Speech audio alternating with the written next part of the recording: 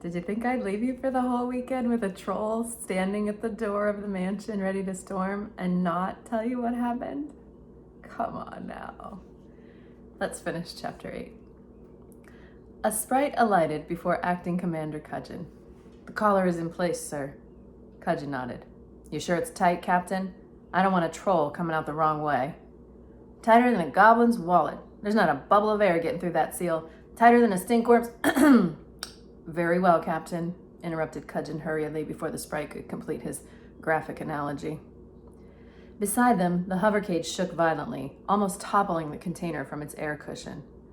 We better blow that sucker, Commander. If we don't let him out of there soon, my boys are going to spend the next week scraping... Fine, Captain, fine. Blow it. Blow it, for goodness sake. Cudgeon hurried behind the blast shield, scribbling a note on his palm-top screen. Memo. Remind the sprites to watch their language. After all, I am a commander now.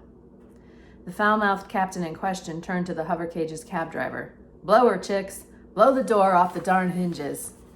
Yes, sir. Off the darn hinges. That's a Roger. Cudgeon winced. There'd be a general meeting tomorrow, first thing. By then, he'd have the commander's icon on his lapel. Even a sprite might be less likely to curse with the triple acorn logo winking in its face. Chicks pulled down his shrapnel goggles. Even though the cab had a quartz windscreen, the goggles were cool. Girls loved them. Or so the driver thought. In his mind's eye, he saw himself as a grim-faced daredevil. Sprites were like that. Give a fairy a pair of wings and he thinks he's heaven's gift to women. But Chick's Verbal's ill-fated quest to impress the ladies is once again another story. In this particular tale, he serves only one purpose, and that is to melodramatically push the detonate button, which he does with great aplomb. 24 controlled charges detonated in their chambers, driving 24 alloy cylinders out of their mounts at over 1,000 miles per hour. Upon impact, each bar pulverized the contact area, plus the surrounding 15 centimeters, effectively blowing the door off its darn hinges, as the captain would say. When the dust settled, the handlers winched back the containment wall inside the cage and began hammering the side panels with the flats of their hands. Cudgeon peeped out from behind the blast shield. All clear, Captain? Just a doggone second, Commander. Chicks, how are we doing? Chicks checked the cab's monitor. He's moving. The hammering is spooking him. The claws are coming out. Oh my, he's a big sucker. I don't want to be that recon babe if she gets in his way. Cudgeon felt a momentary pang of guilt, which he dispelled with his favorite daydream, a vision of himself sinking into a beige velour council seat. The cage heaved violently, almost dislodging Chicks from his seat. He held on like a rodeo rider. Whoa, he's on the move, lock and load. Boys, I have a feeling that any second we're going to begin to cry for help. Cudgeon didn't bother locking and loading. He preferred to leave that sort of thing to the foot soldiers. The acting commander considered himself too important to be risked in an insecure situation. For the good of the people in general, it was better he remained outside the op zone. Now we get this scene from a different perspective. Butler took the stairs 4 at a time. It was possibly the first time he had ever abandoned Master Artemis in a time of crisis. But Juliet was family, and there was obviously something seriously wrong with his baby sister. That fairy had said something to her, and now she was just sitting in the cell giggling. Butler feared the worst. If anything were to happen to Juliet, he didn't know how he'd live with himself. He felt a dribble of sweat slide down the crown of his shaven head. This whole situation was shooting off in bizarre directions. Fairies, magic, and now a hostage loose in the manor. How could he be expected to control things? It took a 4-man team to guard the lowliest politician, but he was expected to contain this impossible situation all on his own. Butler sprinted down the corridor into what had until recently been Captain Short's cell. Juliet was sprawled on the cot, enraptured by a concrete wall. What are you doing? He gasped, drawing the Sig Sauer 9mm with practiced ease. His sister barely spared him a glance. Quiet, you big ape. Louis the love machine is on. He ain't so tough. I could take him.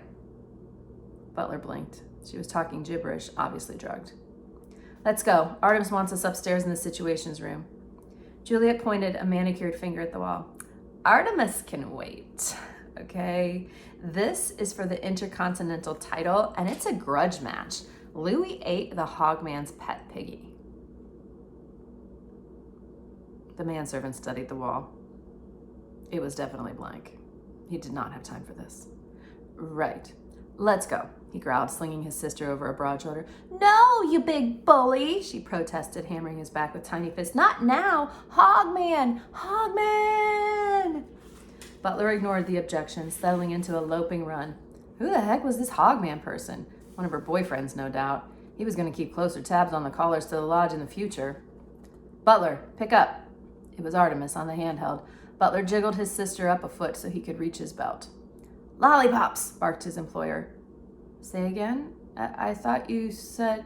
I mean, get out of there. Take cover. Take cover. Take cover? That military term didn't sound right coming out of Master Artemis's mouth. It was like finding a diamond ring in a lucky bag. Take cover?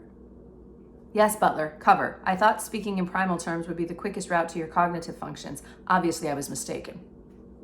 That was more like it.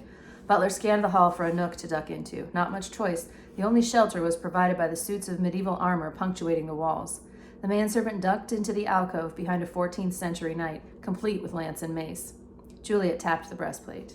You think you're mean? I could take you with one hand. Quiet, hissed Butler. He held his breath and listened. Something was approaching the main door. Something big. Butler leaned out far enough to get one eye on the lobby. Then, you could say that the doorway exploded.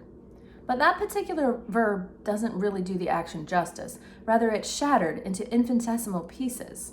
Butler had seen something like this once before when a Force 7 earthquake had rippled through the Colombian drug lord's estate seconds before he had been scheduled to blow it up.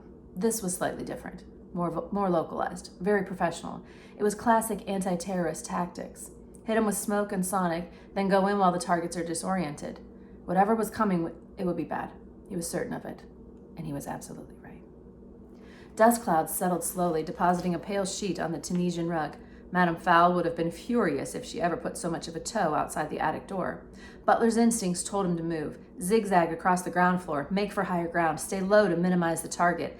This would be the perfect time to do it before visibility cleared. Any second now, a hail of bullets would be whistling through the archway, and the last place he wanted to be pinned down was on a lower level. And on any other day, Butler would have moved.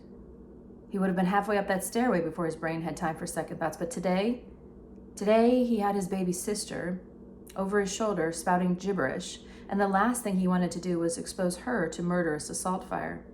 With Juliet in the state she was in, she'd probably challenge the fairy commandos to a tag wrestling match. And though his sister talked tough, she was just a kid, really. No match for trained military personnel. So Butler hunkered down, propped Juliet against a tapestry behind a suit of armor, and checked his safety catch. Off. Good. Come and get me, fairy boys. Something moved in the dust haze. It was immediately obvious to Butler that something wasn't human. The manservant had been on too many safaris not to recognize an animal when he saw it. He studied the creature's gait, possibly simian, similar upper body structure to an ape, but bigger than any primate Butler had ever seen.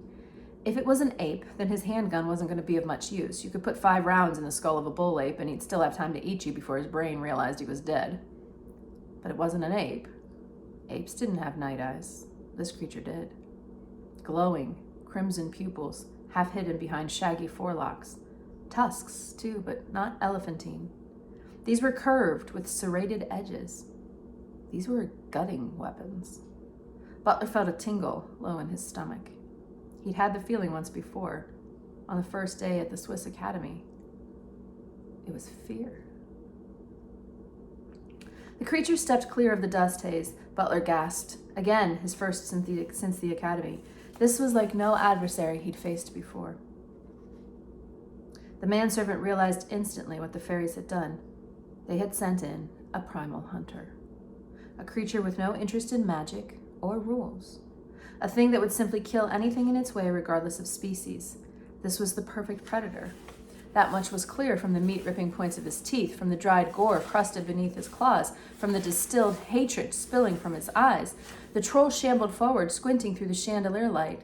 Yellowed claws scraped along the marble tiling, throwing up sparks in their wake.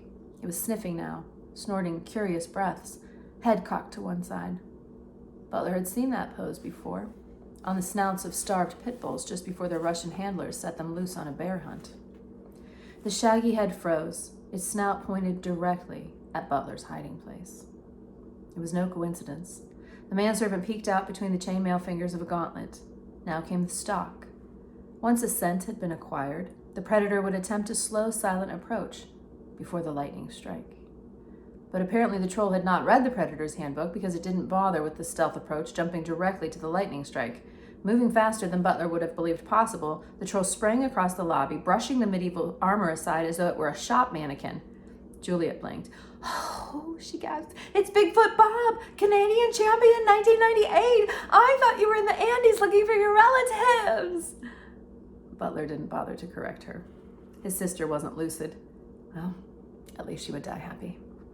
While his brain was contemplating the morbid observation, Butler's gun hand was coming up. He squeezed the trigger as rapidly as the Sig Sauer's mechanism would allow. 2 in the chest, 3 between the eyes, that was the plan.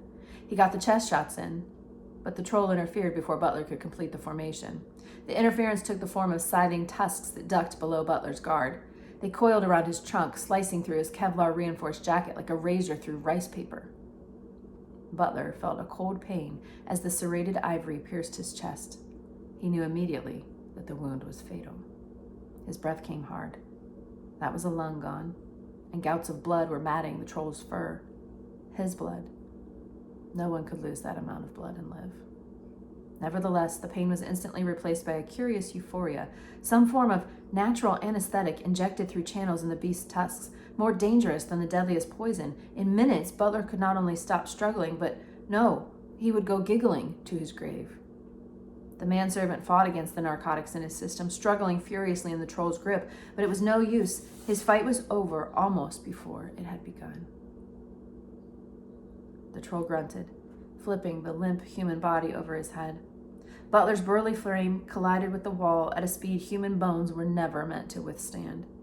The bricks cracked from floor to ceiling. Butler's spine went too.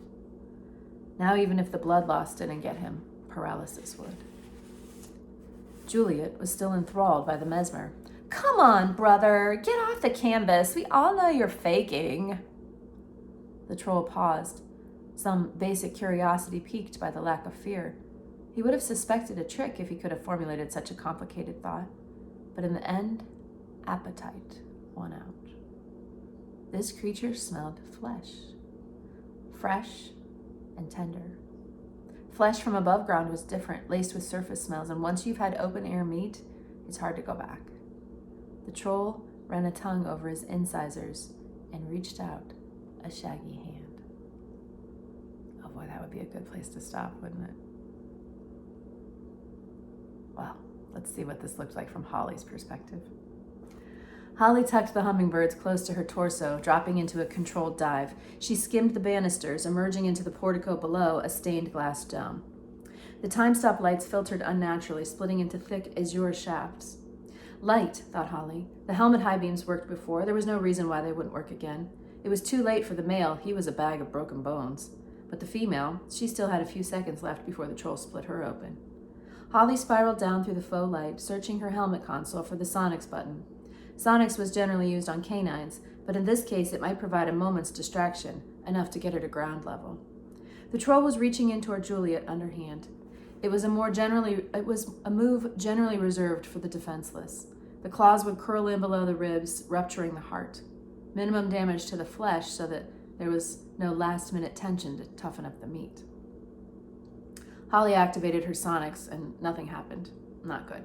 Generally, your average troll would at the least be very irritated by the ultra-high frequency tone. But this particular beast didn't even shake his shaggy head. There were a couple of possibilities. 1, the helmet was malfunctioning. 2, this troll was deaf as a proverbial post. Unfortunately, Holly had no way of knowing, as the tones were inaudible to fairy ears. Whatever the problem, it forced Holly to adopt a strategy she would rather not have resorted to: direct contact. All of this to save a human's life. She'd gone Section 8 without a doubt. Holly jerked the throttle straight from fourth to reverse. Not very good for the gears. She'd get a dressing down from the mechanics for that. In the unlikely event she actually survived this never-ending nightmare. The effect of this gear crunching was to flip her around in midair so that her boot heels were pointed directly at the troll's head. Holly winced. 2 entanglements with the same troll? Unbelievable. Her heels caught the beast square on the crown of its head. At that speed, there was at least a half-ton of G-force behind her contact. Only the reinforced ribbing in her suit prevented Holly's leg bones from shattering. Even so, she heard her knee pop. The pain clawed its way to her forehead. Ruined her recovery maneuver, too. Instead of repelling herself to a safe altitude, Holly crumpled onto the troll's back, becoming instantly entangled in his ropey fur. The troll was suitably annoyed. Not only had something distracted it from dinner, but now that something was nestled in its fur along with the cleaner slugs. The beast straightened, reaching a clawed hand over its own shoulder. The curved nails raked Holly's helmet, scoring parallel grooves in the alloy. Juliet was safe for the moment, but Holly had taken her place on the endangered individuals list. The troll squeezed tighter, somehow securing a grip on the helmet's anti-friction coating, which, according to Foley, was impossible to grip. Serious words would be had, if not in this life, then definitely in the next. Captain Short found herself being hoisted aloft to face her old enemy. Holly struggled to concentrate through the pain and confusion. Her leg was swinging like a pendulum, and the troll's breath was breaking over her face in rancid waves. There had been a plan, hadn't there? Surely she didn't fly down here to just curl up and die. It must have been a strategy. All those years in the academy must have taught her something. Whatever the plan had been, it floated just out of reach, somewhere between pain and shock. Out of reach. The lights, Holly. A voice in her head. She was probably talking to herself now. An out-of-head experience. She must remember to tell Foley about this. Foley, hit the lights, Holly. If those tusks get to work, you'll be dead before the magic can kick in. Foley? Is that you? Holly may have said this aloud, or maybe she just thought it. She wasn't sure. The tunnel high beams, Captain. A different voice, not so cuddly. Hit the button now. That's an order. Oops, it was rude. She was falling down on the job again. First Hamburg, then Martina Franca, now this. Yes, sir, she mumbled, trying to sound professional. Press it now, Captain Short. Holly looked the troll straight in its merciless eyes and pressed the button. Very melodramatic, or it would have been, if the lights had worked. Unfortunately for Holly, in her haste, she'd grabbed one of the helmets cannibalized by Artemis Fowl. Hence, no sonics, no filters, and no tunnel beams. The halogen bulbs were still installed, but the wires had come loose during Artemis's investigations. Oh dear, breathed Holly. Oh dear, barked Root. What's that supposed to mean? The beams are offline, exclaimed Foley. Oh. Root's voice trailed off. What more was there to say? Holly squinted at the troll. If you didn't know trolls were dumb animals, you'd swear the beast was grinning, standing there with blood dripping from various chest wounds, grinning. Captain Short didn't like being grinned at. Laugh this off, she said, and butted the troll with the only weapon available to her, her helmeted head. Valiant, undoubtedly, but about as effective as trying to cut down a tree with a feather. Luckily, the ill-advised blow had a side effect. For a split second, 2 strands of conductor filament connected, sending power flooding to one of the tunnel beams. 400 watts of white light blasted through the troll's crimson eyes, dispatching lightning rods of agony to his brain. Mumbled Holly.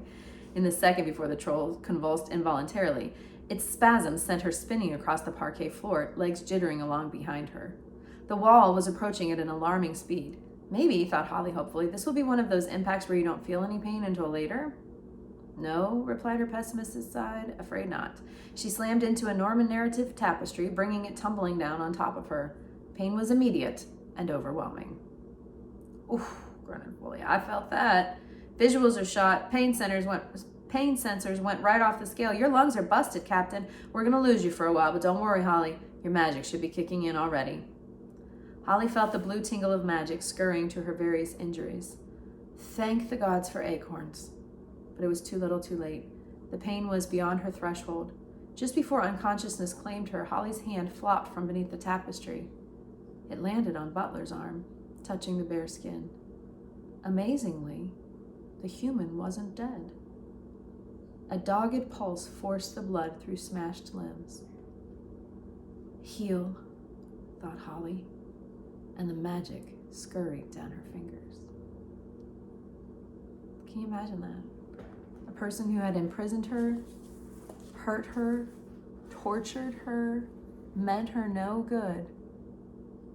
And as she lay there, in a state of absolute agony and pain, letting her magic heal her, she closed her eyes and sent magic to Butler.